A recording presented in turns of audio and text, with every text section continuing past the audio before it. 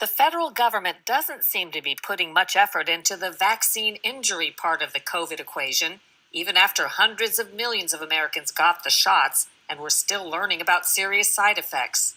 A major study called Recover is spending more than $1.6 billion tax dollars to find drugs that might help people with long COVID. But since most people who got COVID also had one or more vaccines, I asked a study spokesman, how are Recover researchers working to distinguish the impact of vaccines versus just COVID? The spokesman replied, confirming that Recover researchers are tracking vaccination status, but they are not currently studying long vax.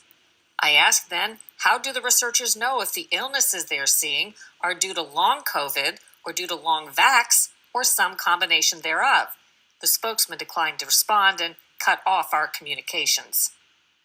Seems to me they're being presented with important data as we try to figure out, as we should be, what vaccine side effects there are, and yet they're calling them all long COVID. They're not distinguishing between the patients who may have been exacerbated because they were vaccinated. Yeah, I think that's unfortunately on purpose. I will say in my clinic, the important thing is, have you been vaccinated?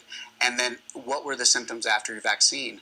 I would say some people never had any symptoms within that kind of 14-day issue, but then months later started to have interesting kind of cardiovascular problems or new onset brain fog, those kind of things. But I like to make that distinction because it does kind of inform us.